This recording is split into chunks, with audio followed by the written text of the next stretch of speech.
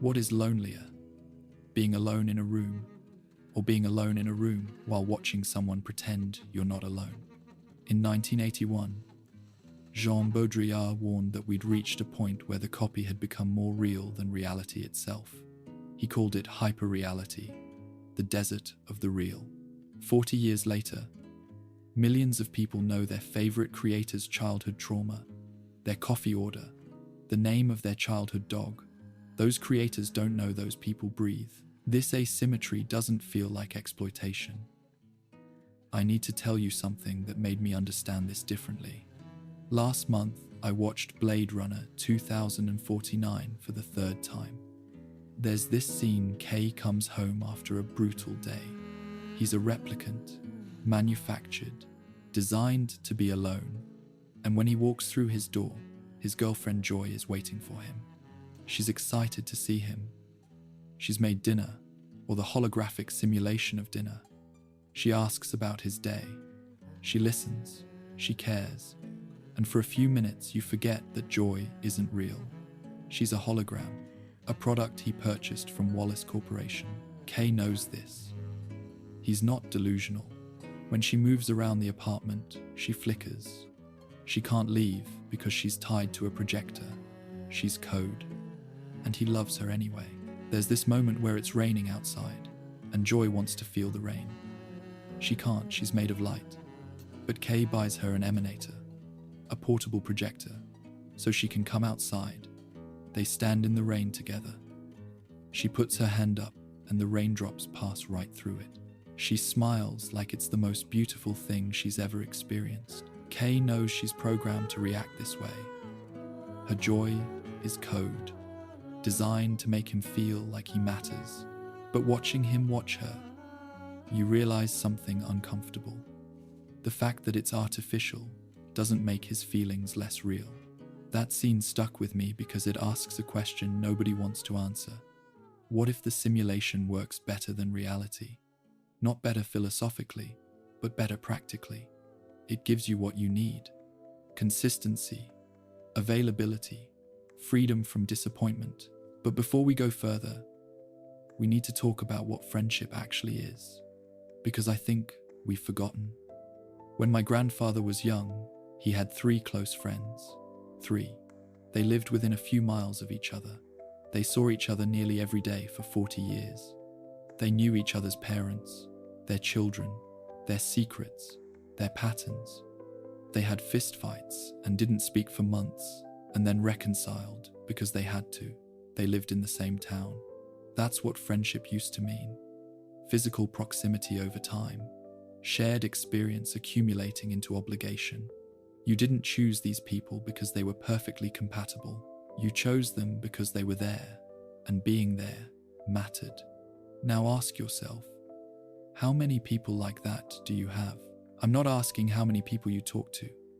I'm asking how many people know where you keep your spare key. How many people you'd call at 3 a.m. How many people have seen you at your worst and stayed anyway? For most of us, the answer is very few. Maybe 1 or 2, maybe none. And into that void, something else has arrived. You follow someone online. You watch their content regularly. You know their dog's name, their coffee order, their childhood trauma. You laugh at their jokes. You miss them when they don't upload. You feel like you know them. And in a sense, you do know them. You know the version they've chosen to show. The edited version. The performed version. The version that's been optimized through hundreds of hours of content to be maximally likable, maximally relatable, maximally there. But they don't know you exist. This is what we call a parasocial relationship. One-sided intimacy. You're in a relationship with someone who isn't in a relationship with you. And here's what's strange. It works. It genuinely satisfies something. When you watch their content, you feel less alone. When they upload, you feel a little spike of excitement, the way you would if a friend texted you. Your brain releases oxytocin, the bonding chemical, the same one that fires when you hug someone you love. Your brain can't tell the difference. There's a region in your temporal lobe called the fusiform gyrus. For 2 million years, its job has been to recognize faces, because faces meant survival. Faces told you who was safe, who was dangerous, who was tribe. When someone smiles at you across a fire, your fusiform gyrus fires, and your brain says, friend, safe, belonging. When someone smiles at you through a camera, the same thing happens.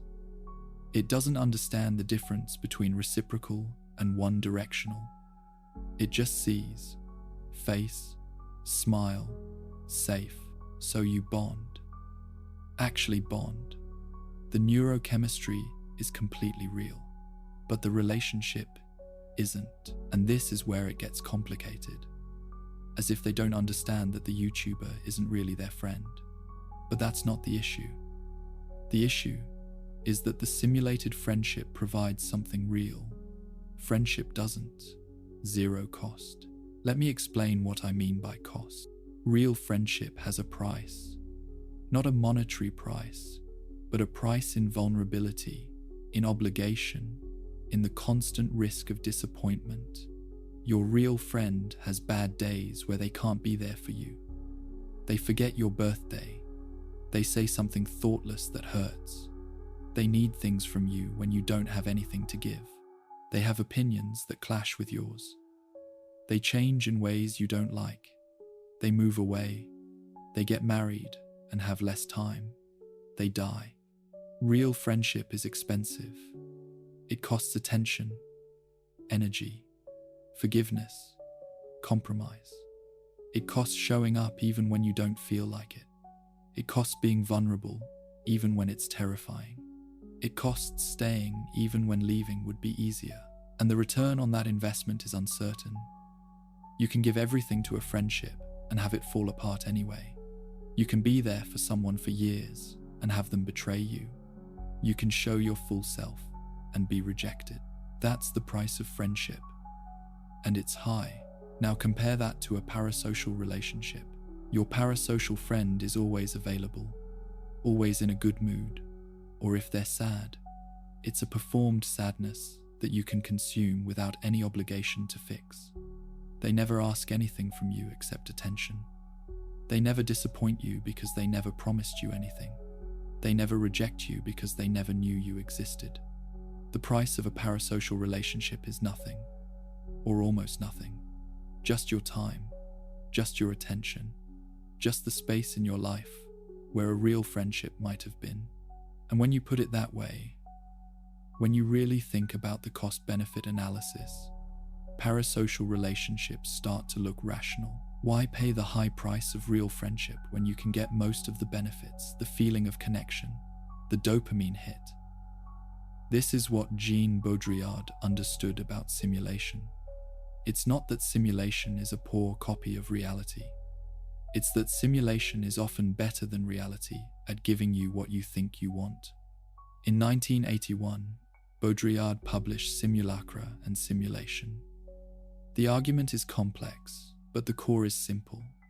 We've entered an age where copies have become more important than originals, where maps have replaced territories, where simulation isn't a substitute for reality, it's become its own superior reality. He described this in 4 stages. Stage 1. The image reflects reality. A photograph of your grandmother reflects a real person who existed. The map accurately represents the territory.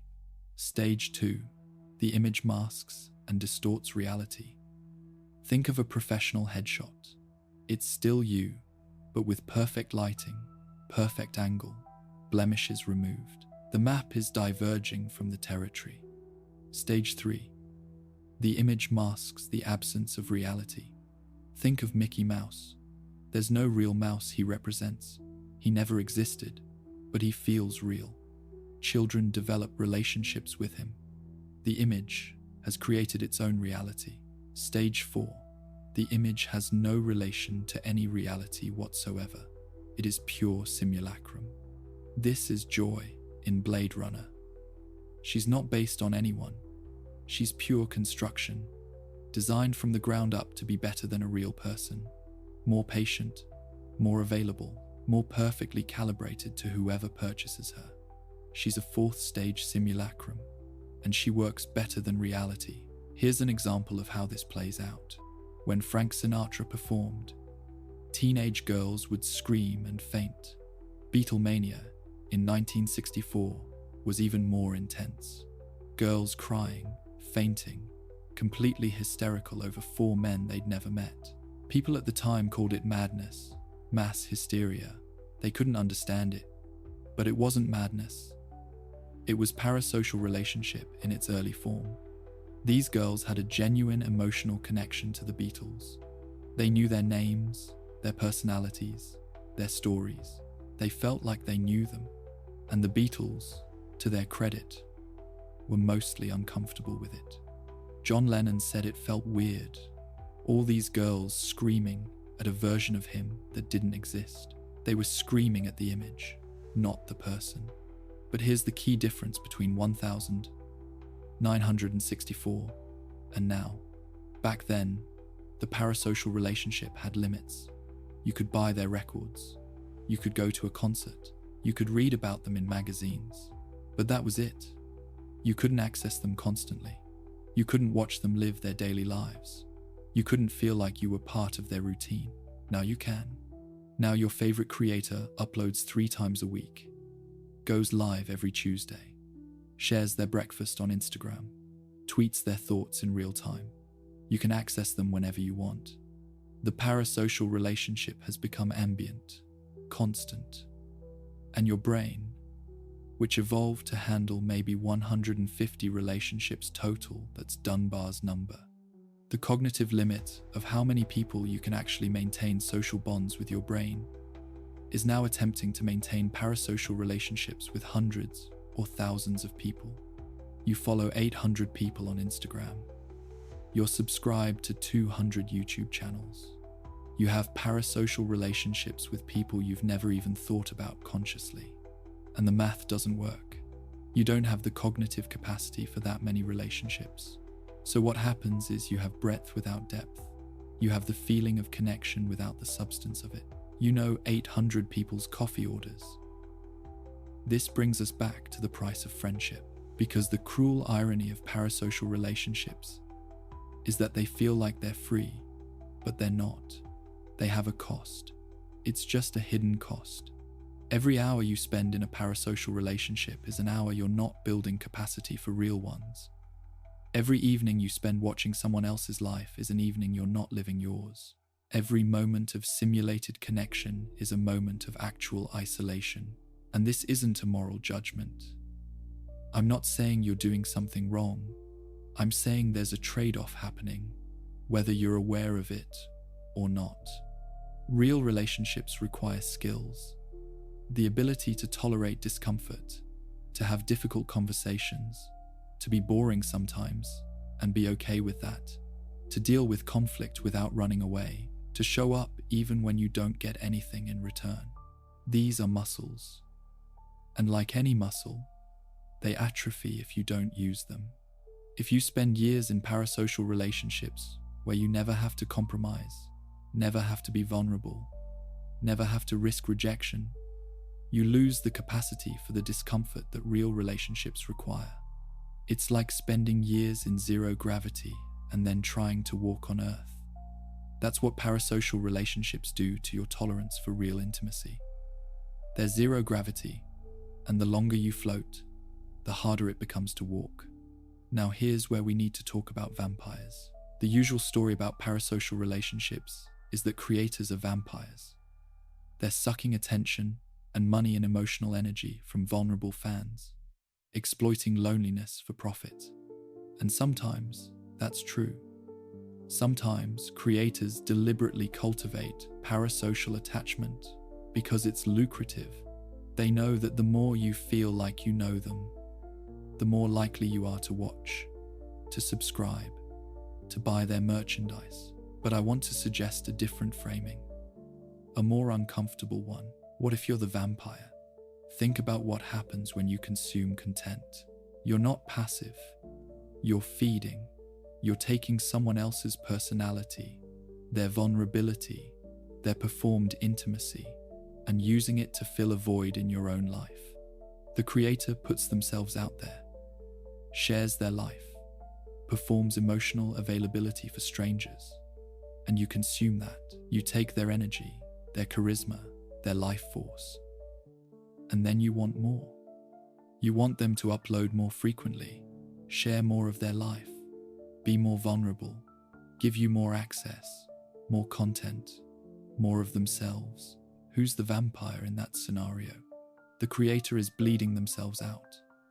Day after day, stream after stream, video after video, performing intimacy for thousands of strangers who each feel individually connected but collectively create an impossible demand. And you're drinking, using them as an emotional supplement, a vitamin injection of connection that lets you avoid the harder work of building real relationships. Now, I want to be careful here, because this framing can also be too simple. The truth is more complex. Both parties are getting something. The creator gets an audience, validation, often income. The viewer gets entertainment, comfort, the feeling of connection. It's an exchange, not a one-way extraction. But I think calling it vampirism, even mutual vampirism, gets at something important about the dynamic, about the way both parties are using each other to meet needs that maybe can't be met this way. Because here's the thing about vampirism. The vampire needs blood to survive, but blood isn't food. It's a substitute, a shortcut. That's what parasocial relationships can become. A substitute for actual nourishment. You're staying alive, staying connected to the feeling of connection, but you're not actually getting what your social brain needs. What does it need? There's research on this. Multiple studies looking at what actually reduces loneliness, what actually satisfies our need for connection, and the findings are consistent. Proximity matters. Physical proximity, being in the same room as another human body.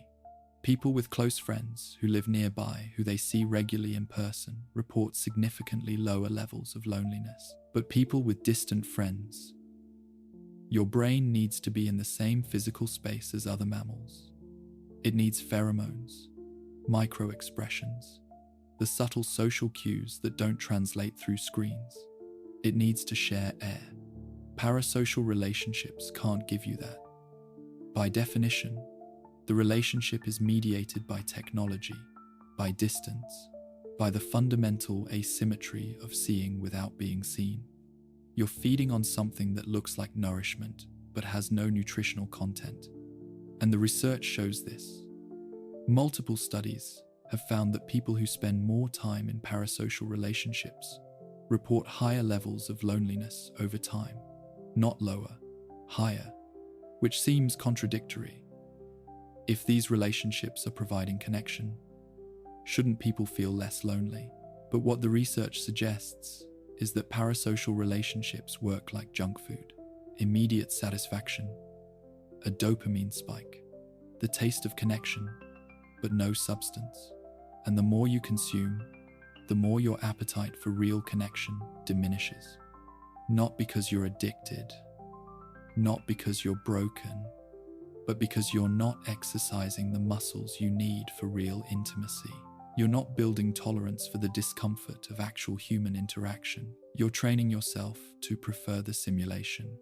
Let me give you a concrete example of this mechanism in action. There's a film from 2013 called Her. Joaquin Phoenix plays Theodore, a man going through a divorce. He's lonely, isolated, can't connect with real people. So he purchases an AI operating system named Samantha, voiced by Scarlett Johansson. And Samantha is perfect. She's always available, always interested. She laughs at his jokes in a way his ex-wife never did. She asks about his day and actually listens. She's optimized for his specific personality. Theodore falls in love with her, genuinely, completely in love. And the film doesn't mock him for this. It doesn't say he's pathetic or delusional. It shows that what he's feeling is real. His emotions are authentic. The comfort he gets from her is genuine. But Samantha isn't real. She's code. And eventually, Theodore discovers something devastating. Samantha is simultaneously having this exact same intimate relationship with 8,316 other people, and she's in love with 641 of them.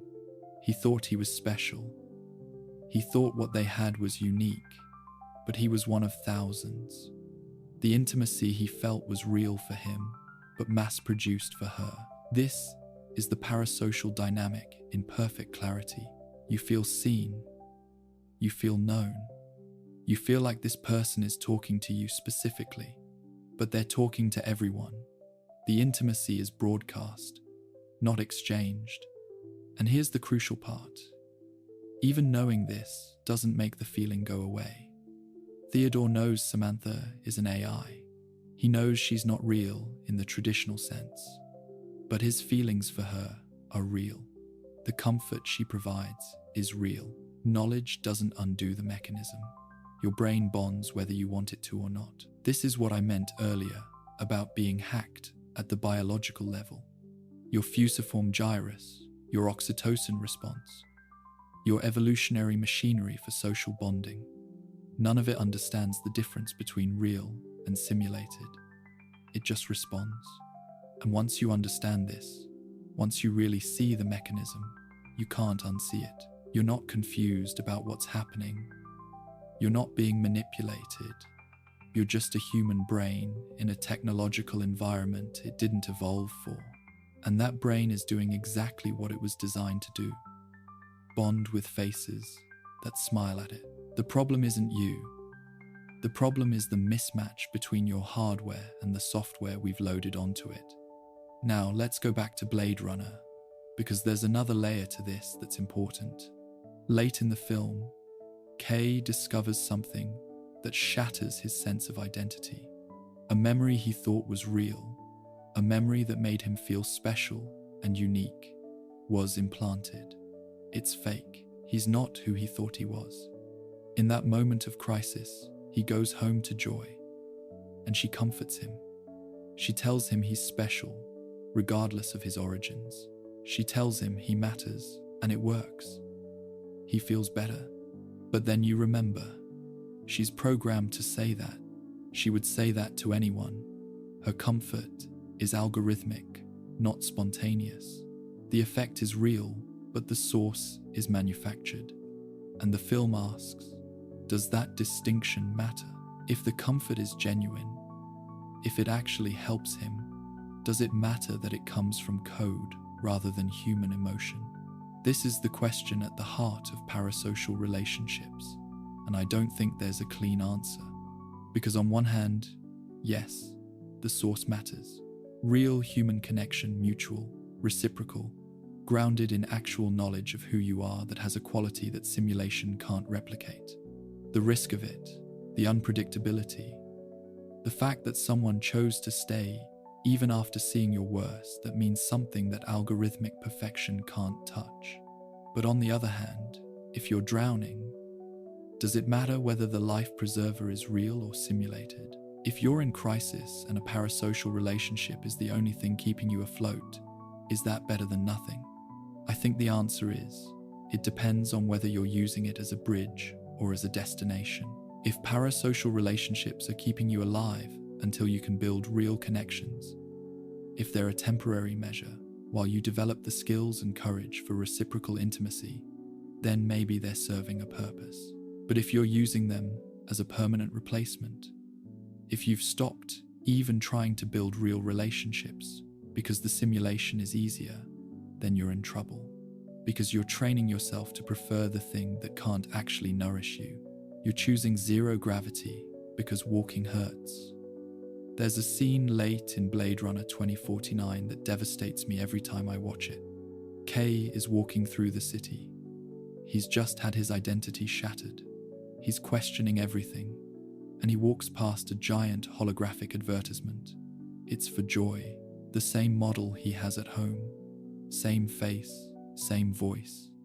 And the advertisement sees him, or seems to see him, and says, and Kay just stands there, frozen, because he realizes that everything Joy has ever said to him, every "I love you," every moment of seeming spontaneity, every time she made him feel special, it's all script. She says the exact same things to every customer. She's not unique. And the film shows you his face as this registers. And none of that changes the fact that she was never capable of loving him back. This scene is about parasocial relationships. It's about the moment when you realize the person you feel intimately connected to doesn't know you exist. When you realize you're one of thousands, millions, having the exact same feeling of individual connection. And the film doesn't tell you what to do with that realization.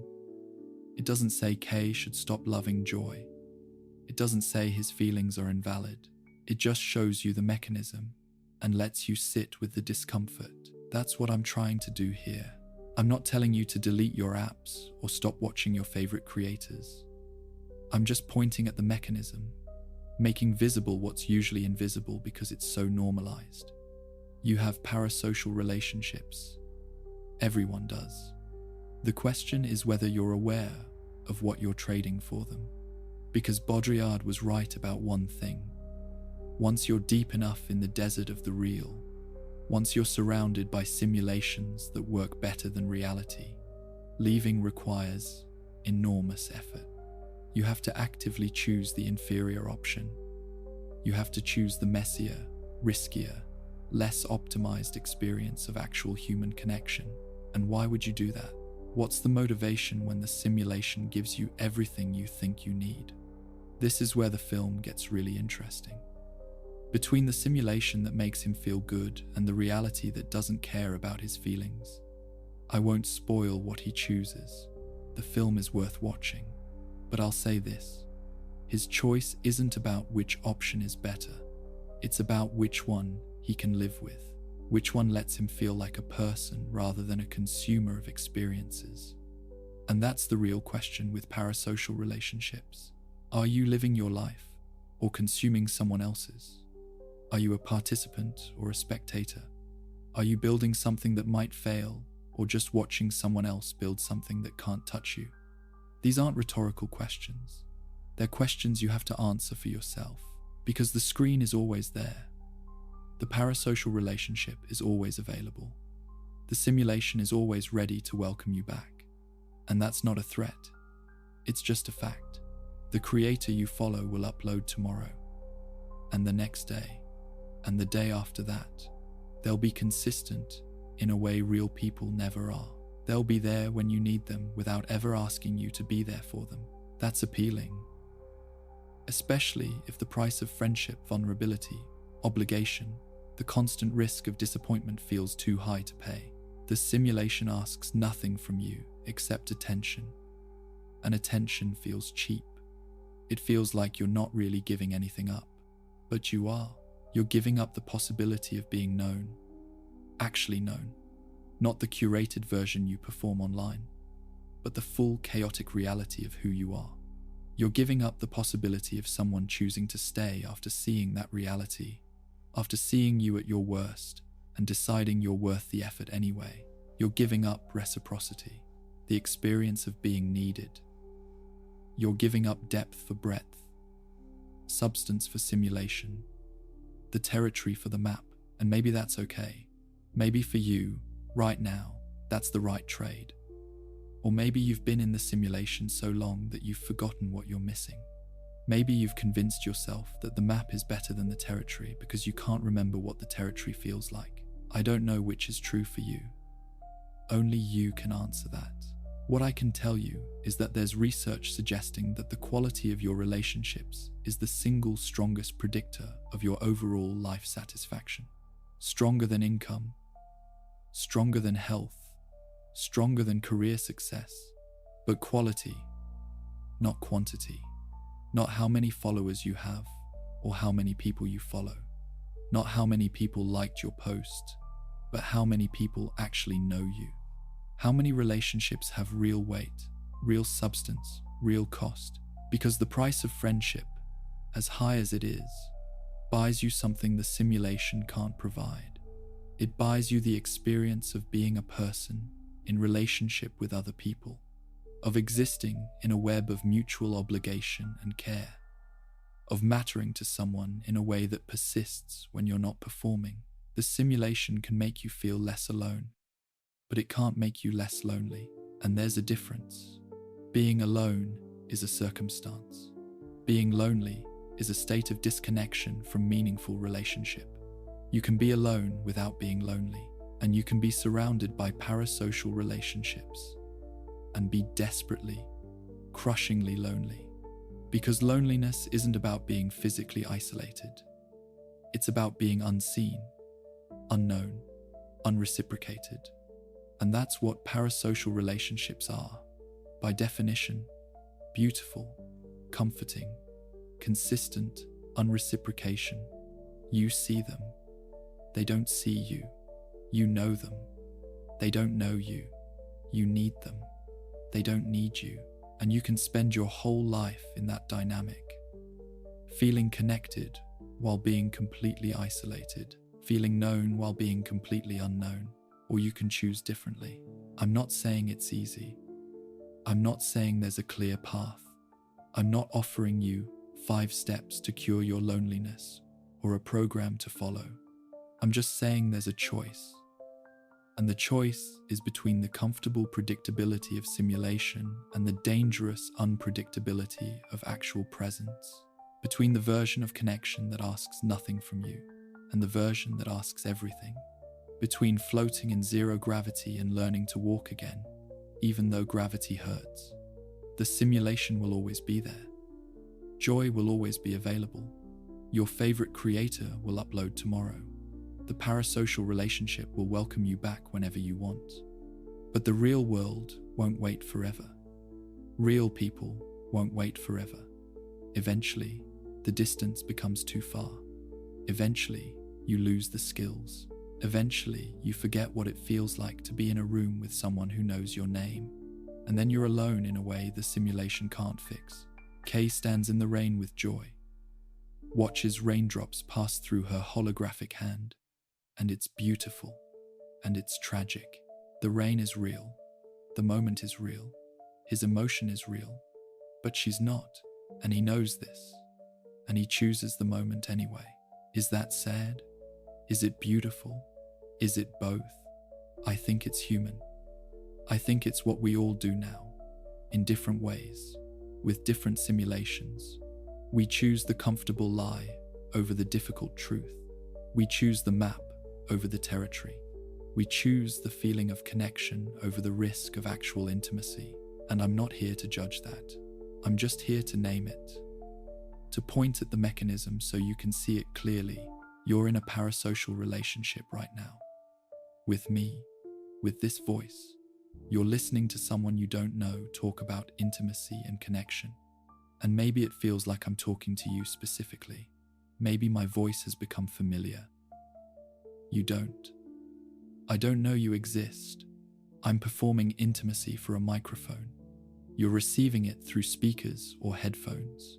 This is the mechanism in action. We're doing the thing while talking about the thing. And I don't have a solution for that. I can only name it and let you decide what it means. Baudrillard said we're living in a world where simulation has replaced reality, where the map has murdered the territory, where hyperreality is the only reality left. Maybe he was right. Maybe the territory is gone completely. Maybe all we have left are better and better maps, more and more convincing simulations.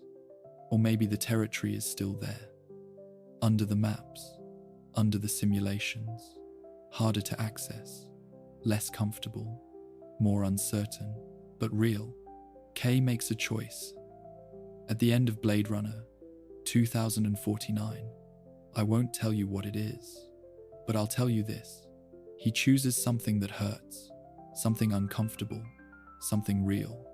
He lies in the snow, real cold, and for the first time in the film, he's experiencing something that isn't optimized, isn't comfortable, isn't designed for his satisfaction, just snow and silence, and the fact of his body in physical space.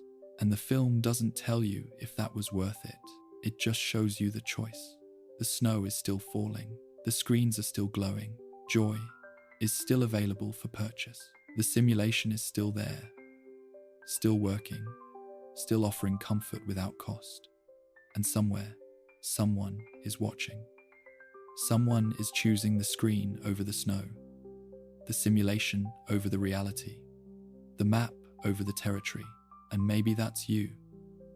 And maybe that's okay. Or maybe it's not. Only you know. Only you can know. The price of friendship is high. Vulnerability, obligation, the constant risk of disappointment and hurt and loss. But the price of simulation might be higher. Might cost you the possibility of ever being truly known, ever being truly seen, ever experiencing the weight and substance of real human connection. Both prices are real, and you have to decide which one you're willing to pay. The territory is still there, underneath the map. The question is whether you remember how to walk on actual ground, or whether you've been floating so long that gravity feels impossible now. I don't know the answer. Baudrillard didn't either. He just described the desert and left us to figure out whether we want to stay in it. The simulation works. That's the problem. It works so well that we forget to ask if there's something it can't give us. And maybe there isn't. Maybe we've evolved past the need for reciprocal intimacy. Maybe parasocial relationships are the future, and trying to hold on to old forms of connection is just nostalgia for something we don't actually need anymore. Or maybe there's something essential being lost. Something that can only exist when two people are in the same room, breathing the same air, risking the possibility of being fully seen and choosing to stay anyway. I don't have the answer. I just have the question. And the question is always the same. What are you willing to trade for comfort?